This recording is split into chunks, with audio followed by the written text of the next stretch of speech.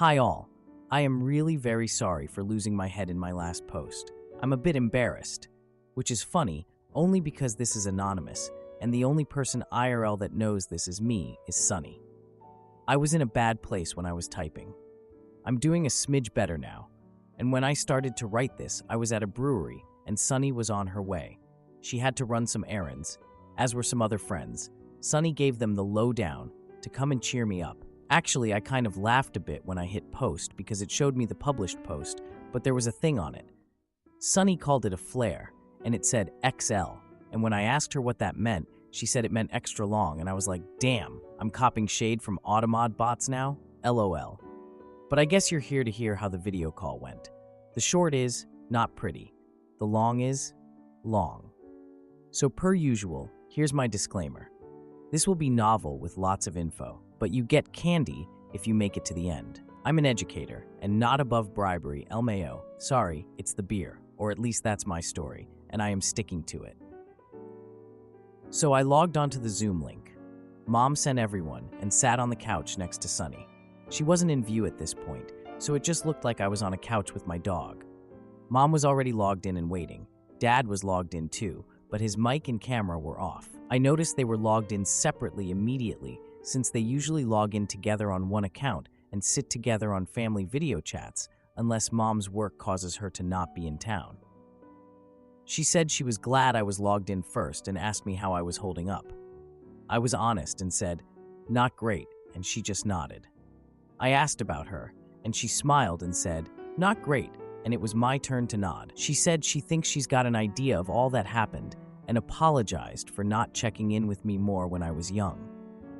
She said since Dad was the consistently home parent, she simply trusted his conclusions, and when I refused to speak with her and the therapist, she assumed it was because what was said of me was true, and I was just ashamed. She made a point to say, "That doesn't mean I blame you. I'm the parent. I should have pressed." I shrugged and muttered something like, "Well, I didn't make it easy, Mom." And she shook her head and said nothing about parenting is supposed to be easy, but she took the easy road and it wasn't fair to me. I was going to respond, but the clock hit the new hour, so everyone else was logging on. Eldest brother John was on with his wife, Sarah. Jacob came on with his BF Kyle. Jonas and Jeremy both respectively are on by themselves, and of course Violet comes on with Daniel. They are holding hands. And then myself, Lily, am seemingly on by myself. Mom asked my father if he was there, and he said he was, but kept his camera off. Mom then said, "I am gently requesting we all have our cameras on. This tool is for communication over distances, not creating more distance." There was a beat, and Dad turned on his camera with one of those fake backgrounds, but as he moved around and it glitched a bit, it was very clear he was in a hotel room. Honestly, both of my parents looked tired, and we all noticed it, but we just didn't have the balls to ask WTF. Mom started with a smile, thanking everyone for joining for something so last minute, and quickly said, "I know usually I call this sort of thing last minute like this, because of a death. No one has died." I could see my eldest brother sort of relax a bit, and I can't blame him, as we've had a string of deaths of some elder members of the extended family. Mom went on to say, "Daniel, I am pleased you could make it." And he said he couldn't stay long as he has an important meeting. Mom's smile didn't falter for a second, and she said this sort of thing might take a little time, and she hopes whoever he has lined up to meet next is understanding that this here is an important meeting. I know I'm not known to be brief, but I will be fast-forwarding through a lot to keep this shorter than carrying a ring to a volcano. I've been having some really tough discussions with a few of you in this room, she says, and she goes on to say that communication and honesty will be valued here, and asked Violet how aware she was about the situation with me and Daniel. Violet folds her arms immediately and explains that, from what I understand, Lily and Daniel didn't get on well when we were kids, and she hit him once. We're trying to leave it be for the wedding. Mom asks me, "Did you hit Daniel ever?" I said yes, so she asks why, and I say that if it's the time I got in trouble with my coach, then it was because Daniel called me Lumpy Lily and pushed me hard enough for me to fall. Mom asks Daniel if that's true, and he shrugs and says, Mama, that was over 10 years ago. I don't really remember. Mom let silence reign for a moment and then asked my dad if he remembered anything about it. Dad seemed annoyed and said that he was told by the school that I started a fight and bullied a kid, and there are other students who vouched for Daniel's version. Mom was nodding and listening and then asked, "Does anyone have anything to add about this?" And at first, no one said anything, so I just added that of the kids that backed Daniel up, 2 are now in the wedding party group chat as groomsmen, 1 being the best man. Mom said, "Yes, I know, I talked to Harvey actually earlier today." And she left it there. I know this tactic as she used it on us kids many times growing up. She dangles that she spoke to someone in the know. Sometimes it's a bluff and sometimes it's not. But you best fess up, because if it isn't bluffing, she will nail you to the wall for not coming clean. Harsh, but effective. Guess it works on adults too, because Daniel looked at Violet and muttered something and then said that he did remember that he and I sometimes just didn't like each other.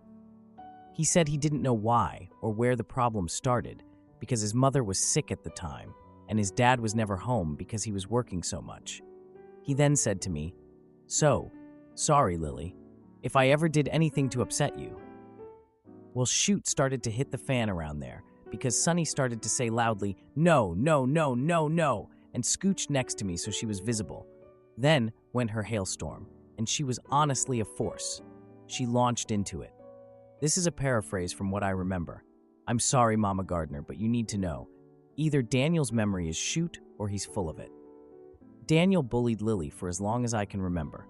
He called her Lumpy Lily all the time, and Harvey, please excuse my language, it is just as much of a shit stick, so whatever he told you isn't the half of it. Then she turns on Daniel and asks a barrage of questions like, "You don't remember in 7th grade when you spat in Lily's hair and called it an accident?" Or, "You mean to tell me you don't remember pushing her so hard she was bleeding and went to the nurse?" Or, "How about when you asked her why she was the ugly twin?" And more. No one interrupted her. Daniel tried a couple of times, and she just said, "I'm still speaking," and continued relaying a series of specific events. And then she brought something up that even I didn't remember. Violet was there once when he said Lily must have been the twin that didn't get enough air to the brain because Violet is actually smart and Lily's flunked a test. I can't really transcribe the next 15 or so minutes, but now all mics are turned on, there's talking over one another, questions everywhere, and Daniel suddenly remembering bits and pieces here or there.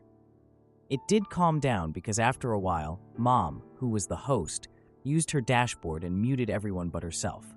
She was the only calm-looking one in the bunch, and she just asked me if this was all true, and I said it was. She asks if I told my father. I said the first few times, yes, but afterward no, because he never believed me, and I would get grounded somehow for lying. I was crying a bit by this point, because it was all too much, and Sunny was pulling me into her side and rubbing my arm. My father started to say, "Well, Sunny never told anyone about this," and my mom muted him again and just said, "Shut the frick up, Peter." And then asked Violet if it's true she saw this event or any others. Violet was crying too now, and she was not holding Daniel's hand anymore and mumbled that she didn't remember that. Sunny asked her if she didn't remember or didn't want to. Violet got very defensive and said she loves me and wouldn't let someone hurt me if she really knew they were hurting me. Sunny said, "Oh, so I guess you never once noticed her cutting herself then, even though we shared a room and bathroom." Mom just went, "You're cutting yourself?" And I don't know what word salad I tossed, but I basically said, I used to, but worked through it in therapy and haven't for years now. Mom started to cry, but she was keeping it together and just asked who else knew. Jeremy meekly said he suspected something, but didn't know what I was doing to myself. Dad started to interrupt, telling Jeremy that of course he didn't know. How could he, if I never said anything, and rolled out his Lily lies by omission speech before saying to John that he's the eldest and was responsible for the youngest. So what's his excuse here? That there are 6 kids and Dad worked full-time. True. And John was often put in charge of us kids. Also true, even after he was moved out and married. But John never told Dad anything about this, and it's unfair to spring this on them to paint them as bad guys.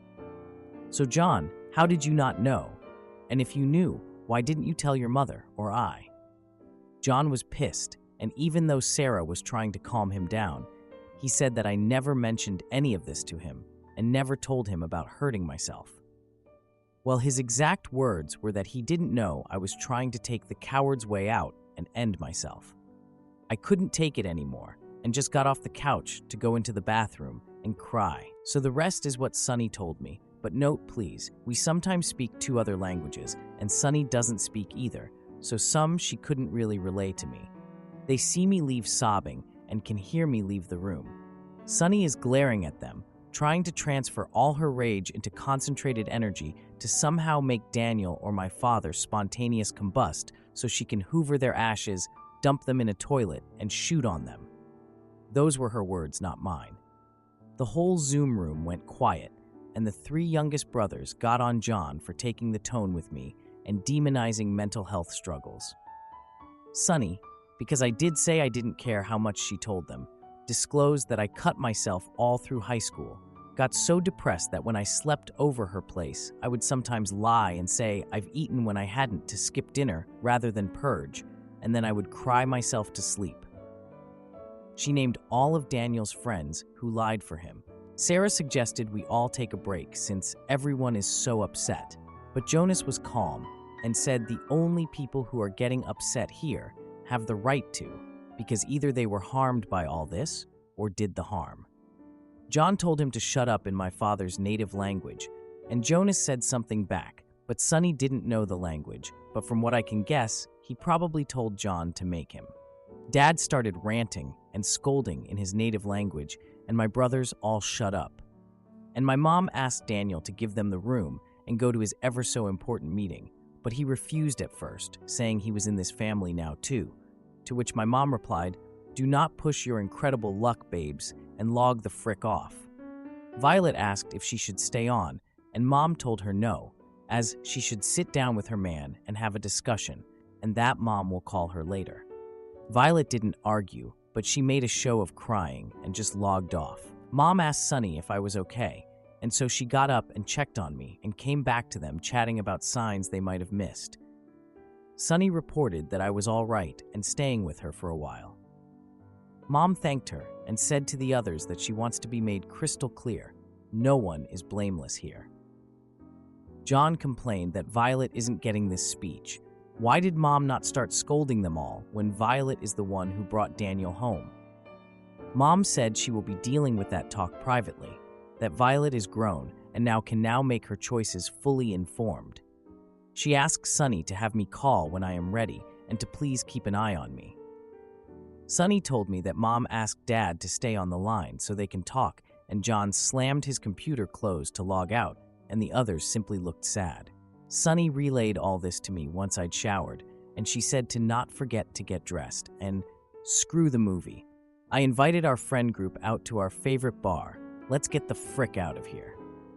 I said that I needed to be alone for about an hour to think, and she said she understood, but she doesn't want me alone right now because she's worried after all that shitstorm. So we compromised that she would drop me off at the bar, as we are regulars and know the whole staff, and I can sit and think alone, but in public for the 45-ish minutes the errand will take her. I wrote most of this update there, but it turns out I didn't have to think very long at all. Violet had texted and asked if we can talk, and I said not right now, and cited that it's girls' night, so I'm out with Sunny and some friends. She responded quickly and asked if they're all calling her a bad person, and I asked if she felt that way. I wasn't trying to shame her. I was genuinely curious. She just said she feels ganged up on, asked me how much Sunny told me, and I said she told me everything. She asked when we could talk, just me and her, and I said tomorrow, which is today. Then I spent a lot of the night drinking with my friends who did cheer me up a bit. I was pretty sauced by the time I called my mom. She asked me if I was drunk, and I admitted it like, well, yeah, I'm 31, Mom. And she didn't say anything much about it. She said she is at a loss and doesn't know what to do and doesn't know what will help her children in this. She's afraid to make things worse, So what do I wish she would do right now or going forward? I just said that she listened to me and that I know it ended in a sort of circus, and maybe we don't need a full peanut gallery next time, but it made me happy that she listened to me. She was quiet and asked me if I felt like she didn't listen before, and I said she worked a lot, and that's her job, so I get it, but sometimes, no. I didn't feel like she was open to listening to me at all. That made her cry, and she kept saying, "I'm so sorry, baby," and I started to cry too. So I quickly said I love her and will always love her, and she's my mom, but I'm not wanting to start up again, so let's call it a night. So we ended the call.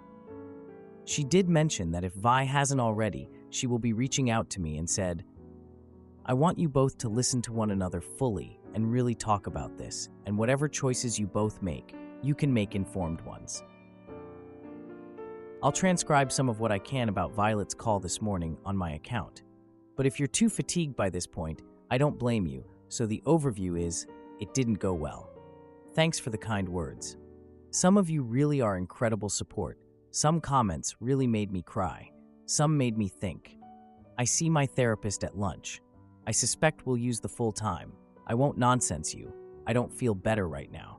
John is on a warpath.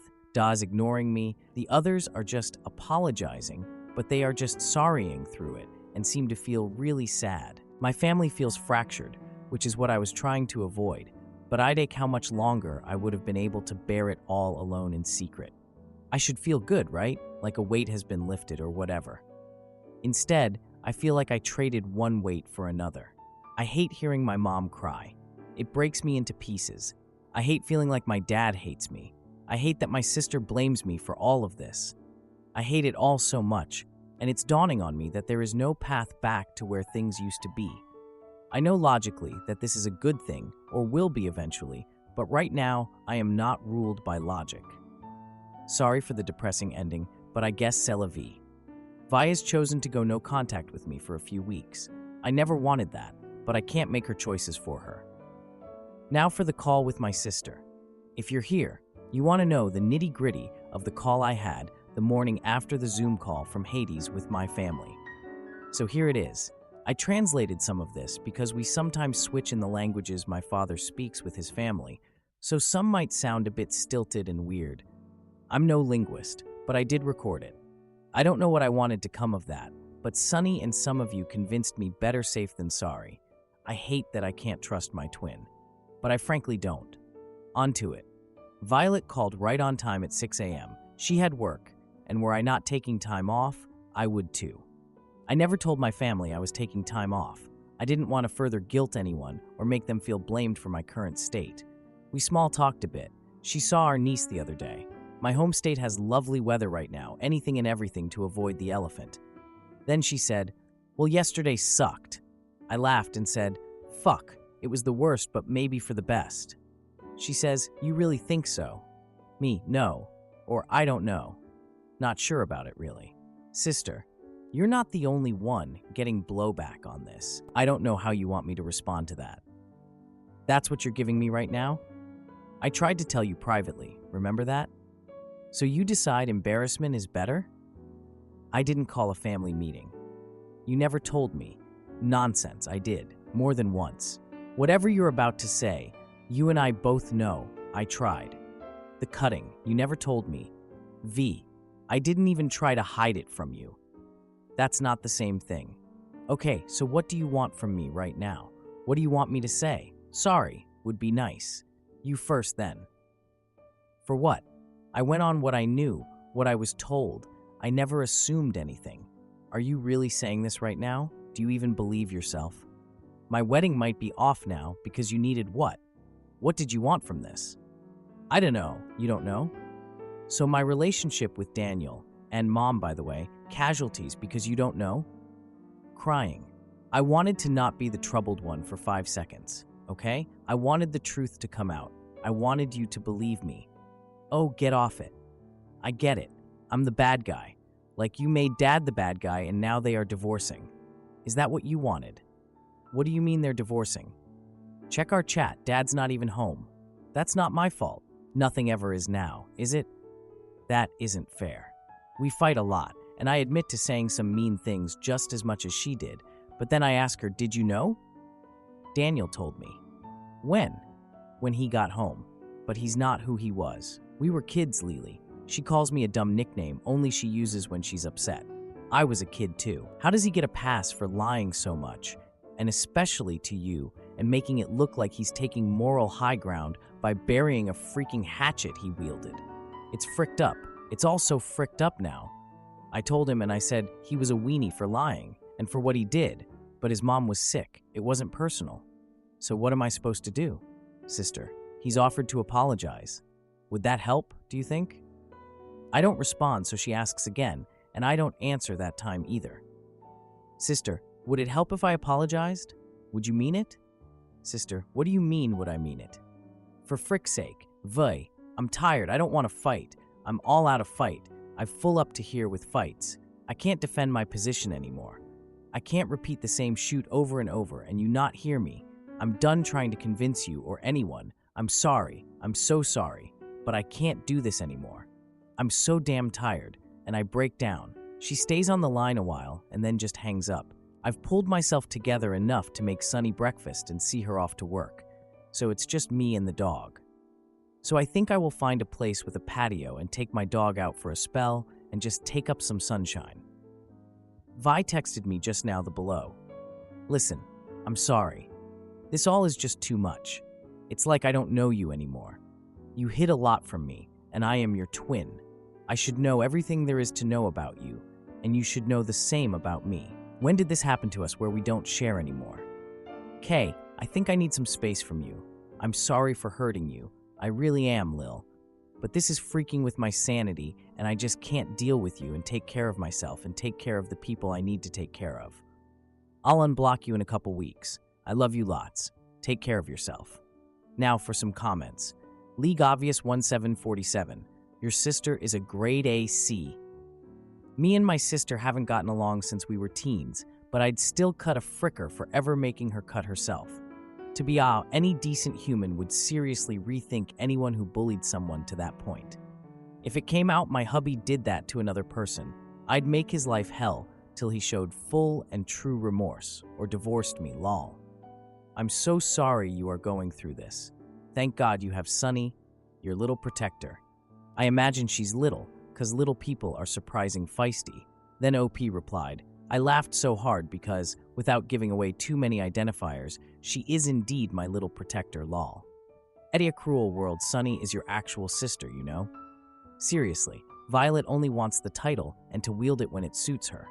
And that's to get you to bend to her will. If you had accepted either her or Daniel's apology, they would have thought you would be okay. With them getting married, still, your sister just wants to manipulate you. Then OP replied, Sunny is 1,000 times my sister and chosen family. She and my other absolute bestie lives out the country now, are my people, and I love them so much. I've always known Sunny was a ride or die, but she really stepped up the past 3 or so weeks. She's a real one. I'm due lucky to have her. I can quite process my feelings right about Vi. She is my sister, since we used to be famously too close. It's weird how dramatically that has changed. It honestly breaks my heart. I grew up thinking and believing that she and I would always be two halves of a soul, and we would go out as old women the same way we went in as babies. Together. We used to talk about it, how we would retire in a certain country and own a B&B, and one day when the universe realizes we are simply too badass to exist, we'll be in rocking chairs, looking over our land, maybe her kids' playing, and just drift off together. Sounds freaking crazy now that I've typed this out. But that was our silly little weird dream. Now for a brief update. Well, ain't today the day that keeps on giving. I got out of therapy feeling, okay, not good, certainly not great, and maybe not even better. Or maybe it is. I don't know anymore.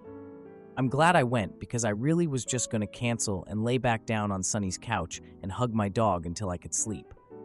But it turns out I needed to talk things out.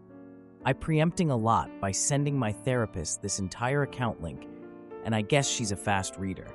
We sat down and talked it out, and she helped me make some really hard choices.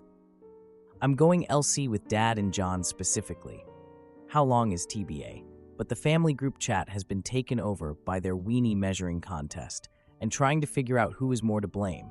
It was so bad that Jonas made another chat specifically without them and Violet so we can resume sending meaningless memes and such.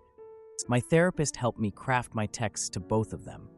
It basically said that I understand this is hard for them, but it's been hard on me too. I told John that I do not blame him for not knowing what he didn't know, and that I was sorry Dad is trying to shift blame on him. But that does not excuse blaming me. And until he is able to see the situation for what it is, it's best I go LC. I want to keep contact for the sake of his kids who I adore and would die for.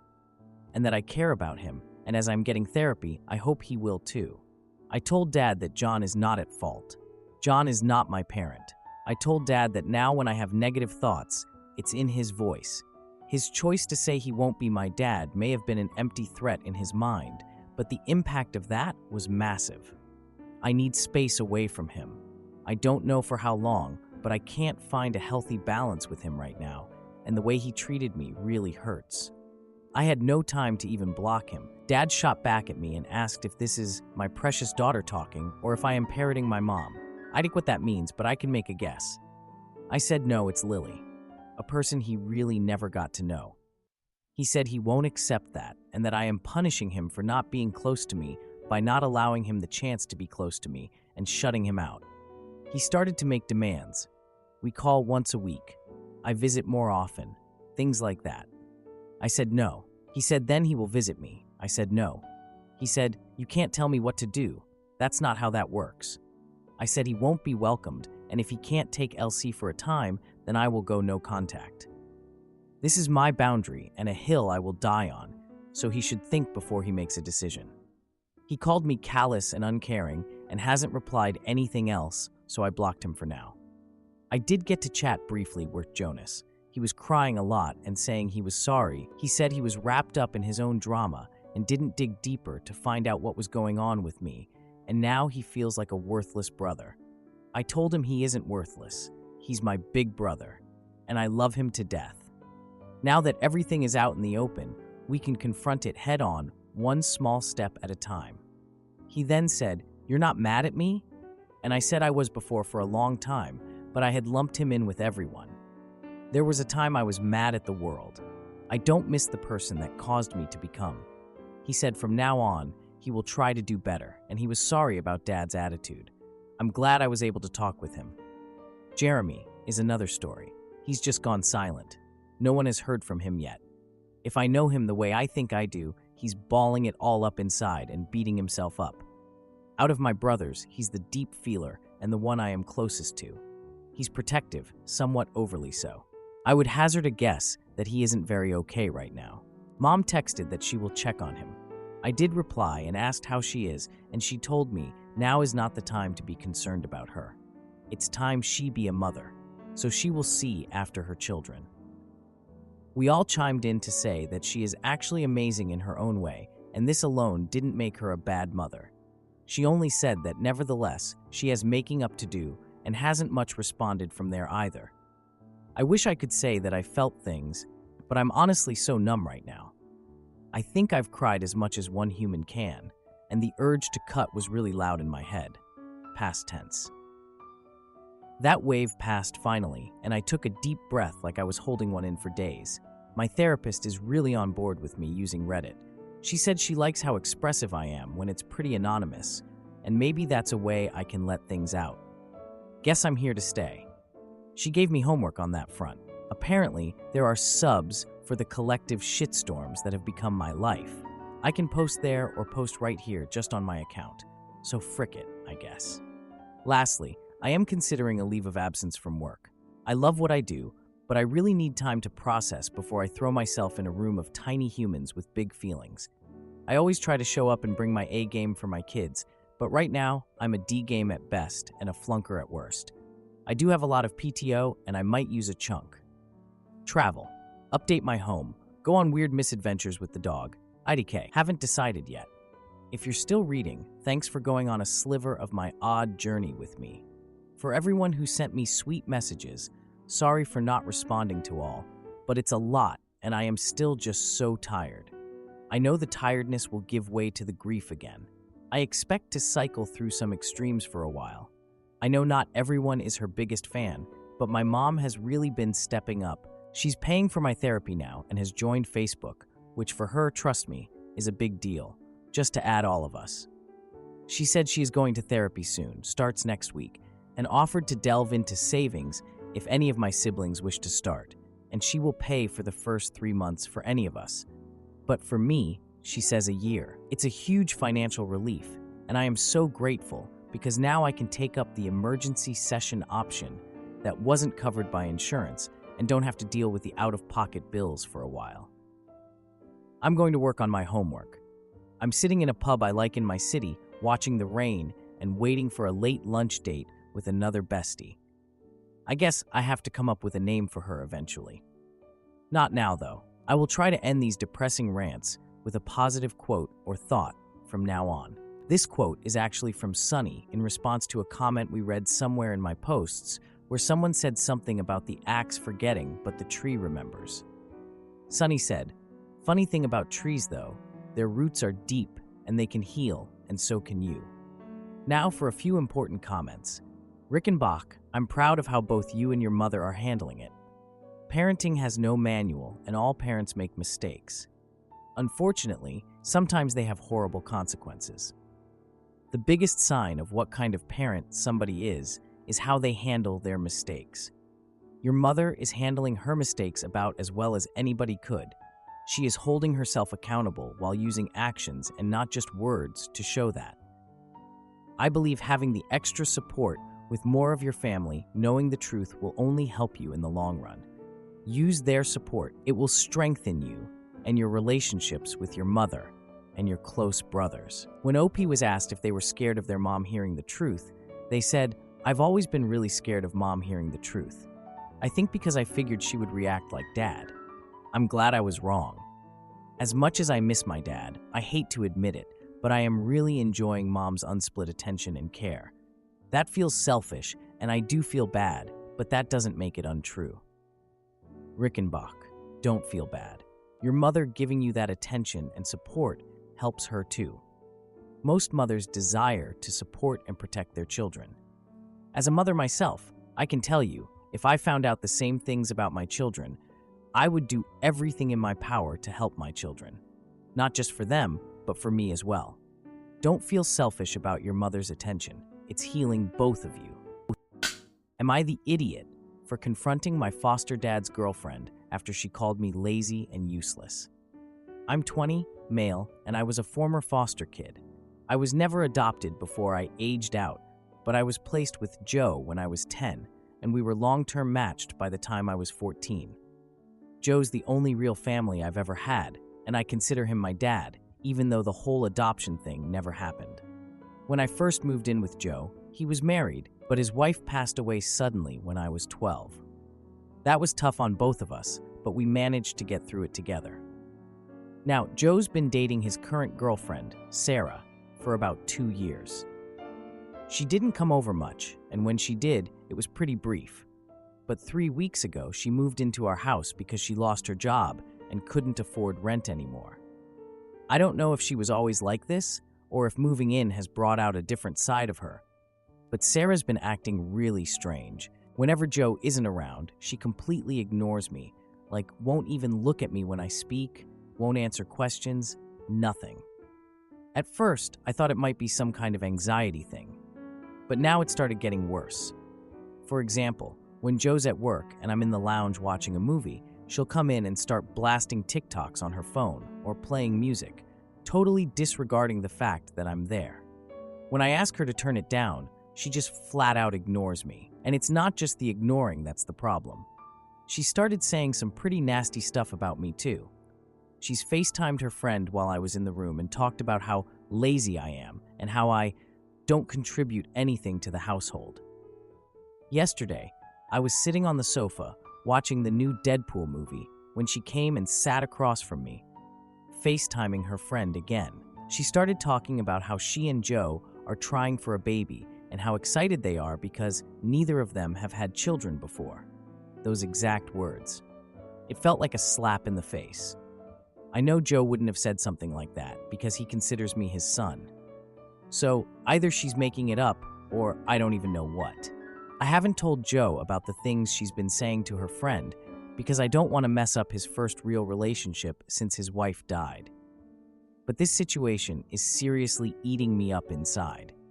I mentioned the situation to a few people, and a couple of them suggested that I secretly record her behavior when Joe isn't around so that he can see what's really going on. It seemed like a good idea at first, but when I talked to one of my close friends about it, he said that secretly recording her could just make things worse. He thinks it might make Joe feel like I'm going behind his back and could cause even more tension, especially if Sarah twists it to make me look bad. So, would I be the idiot if I secretly recorded her to show Joe what she's really like, or should I just avoid it altogether? I don't want to seem like I'm trying to sabotage his relationship, but I'm not sure what else to do. Now for some relevant comments. November 8485. You need to talk to Joe. You can record it in case he doesn't believe you, but you need to talk to him ASAP. And you might also have to work on your exit plan in case it backfires, which it can. People in love do strange things at times, not the idiot. OP responding to November 8485. I don't think Joe would ever kick me out, but you're right, I should have a backup plan just in case. Call 20 responding to OP. So many parents kick out kids when a new relationship forms and the kid doesn't get on with the new spouse. Don't be blindsided by something that is a huge possibility. You're an adult. Joe's GF could have the very easy argument that you're an adult and need to move out so they can work on furthering their relationship. Having a child together would absolutely be a reason he would side with her, not the idiot. Out of curiosity, you have only explained that you lounge and watch TV. Are you contributing to the household in any way? If Joe's GF is contributing to the household, I can see why she would have an issue floating you. OP responding to call 20. Well, I'm still at college. Americans would call this high school, but it's summer. As a foster care leaver, Joe is paid £300 per week by the government to support me until I finish. This will carry on until I finish university, or until I'm 25, whichever is first. I also get universal credit, which I use for most of my expenses. OP goes on to state, high school usually ends at 18 here also, but I've had to redo some learning that I missed. Huge Lime 826, get your butt off the couch and contribute to the home. Seems to me you are too stupid to realize that he will pick his girlfriend/bedmate over a 20-year-old taking up space and pissing off his hot girlfriend. You don't realize it, but unless you start contributing, your days are numbered. So you're off school for the summer. Why don't you have a job to go to every day instead of sitting your butt on the couch? OP responding to Huge Lime 826. Who hurt you? Huge Lime 826 responding to OP. Nobody hurt me, but I did have enough common sense to get my butt off the couch and not play video games as a 20-year-old, and then witch about somebody who actually is contributing to the household. If he doesn't believe the girlfriend is more important to Joe than he has blinders on. Just wait until she has a baby. He needs to wake up and get his butt off the couch and contribute to the family. 20 years old is not a time to be sitting on the couch playing video games. Get a job. Automatic Mirror 825. It's time to fly out of the nest, find a job and/or college. Build your own life. You are an adult, young, male with lots of opportunities. Sorry, I guess, responding to Automatic Mirror 825. This young man didn't have a stable home until he was 10. He went through a traumatic childhood, and his life's trajectory is not the same as most people's. So developmentally, it may be important for him to take a little longer to feel safe and confident. Hell, he's still finishing his secondary education due to those complications, and you have literally no idea what opportunities he does or doesn't have. As long as his father is happy to have him there, who are you to tell him he needs to leave home? What a shitty, presumptuous thing to say. Silent Prune 81-3. Going to school isn't contributing to the household. Doing chores, taking out the trash, preparing dinner, doing laundry, sweeping the floors, vacuuming, doing repairs around the house, contributing in the sustainment of your family's home and health of it, so it doesn't burden others. That's responsibility. If she finds herself, or Joe, doing all of this, then I would be annoyed as well. You're an adult. As an adult, you should be contributing without being told to the responsibilities of maintaining the home. I would say getting a job as well at your age. Many folks go to school and have a part-time job, but if that's not the case, you can help around the house. I guarantee if you're doing those things, Joe and possibly her will have a different positive opinion of you. Now for the update. I decided to talk to Joe directly instead of secretly recording Sarah. I thought it would be more mature, sensible, and non-confrontational to handle things face-to-face. My mindset was that if he didn't take it seriously, then I'd consider recording to show him what was really going on. When Joe got home from work, I asked him to talk privately in my room. He seemed a bit confused at first, but I made it clear that I wasn't trying to sabotage his relationship. I just needed to tell him that some things Sarah was doing were making me uncomfortable. I reminded him about how she ignores me and mentioned how she plays videos while I'm watching TV. But when I told him she said that he didn't have any children and that they were trying for a baby, he looked really upset. It felt a bit awkward, but Joe called Sarah into the room to talk with us. He asked her if what I said was true, and she immediately denied it. You could see from her body language that she was lying. I'm not sure if she just never expected me to say anything about how she's been treating me or what. Joe firmly told her that this is my house, not hers, and that while she's a guest here, she can't be disrespecting me. Things got a little heated, and in the end, she apologized to me, though it was through gritted teeth. I accepted the apology, even though I'm not sure it was genuine. After that, Joe asked if I was still comfortable with her staying with us. I said I was because I didn't want to break them up. I just wanted to tell him what was happening. However, she decided to stay at her friend's house for the night, which made the situation feel even more tense. I can tell Joe is really upset now, and I feel super guilty for making him feel this way.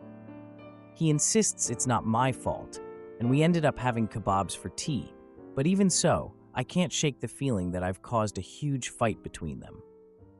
Joe went to bed early, and now I'm stuck feeling bad about the whole situation. I just hope that whatever happens next, things will settle down. Am I the idiot for snooping in my boyfriend's bag and jumping to conclusions about a proposal? I have been with my boyfriend for almost 5 years. Our anniversary is next month. My boyfriend often travels for work, but most of his business trips are typically 3 to 5 days. A few weeks ago, he let me know that his work travel will be increasing for the rest of the year, including him being gone most of next month, as well as almost 2 months at the end of the year. The most time we've spent apart is 2 weeks, so I was sad to hear he'd be gone for so long, but I understand it is necessary for his job.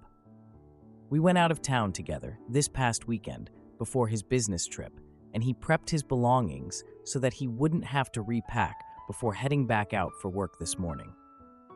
He hasn't acted strangely at all with his belongings, and has been acting completely normal in our day-to-day lives. The other morning, while he wasn't in our hotel room, I grabbed his toiletry bag that was packed in his suitcase to steal his deodorant. I prefer to use his over mine, and saw something I wasn't prepared to see. In his bag was a small white box.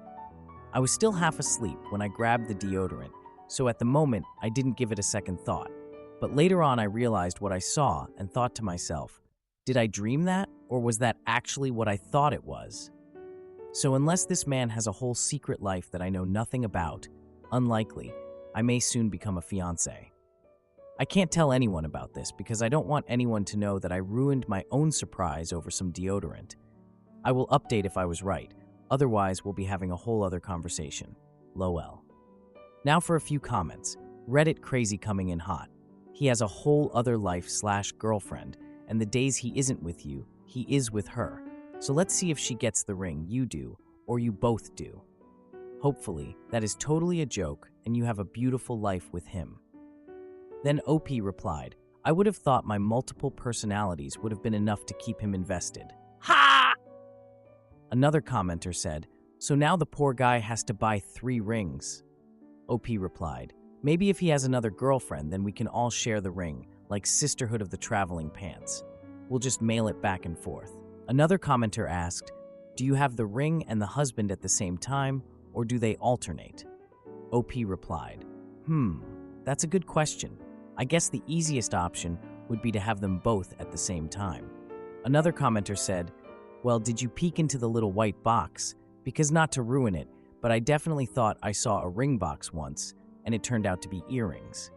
I did eventually get a ring from that same guy, and we've been married almost 20 years. But it was nowhere near when I saw said box. OP replied, I didn't look inside. It didn't feel right to do that. I was tempted though.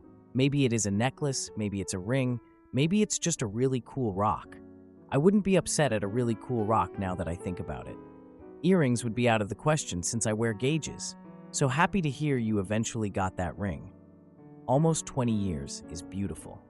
Wish you lots of love and many more great memories together. Now for the 1-month update. Hello online friends, the long-awaited update is here. If you haven't seen my other post, here's a summary. Take the title at face value, except what I found was a small white box in my boyfriend's toiletry bag while I was looking for deodorant. A box that could have had a piece of small jewelry inside. I didn't open the box because 1, I was half asleep and didn't realize what I saw until afterward. And 2, I didn't go back to be nosy about it, but on to the update. He proposed 3-3.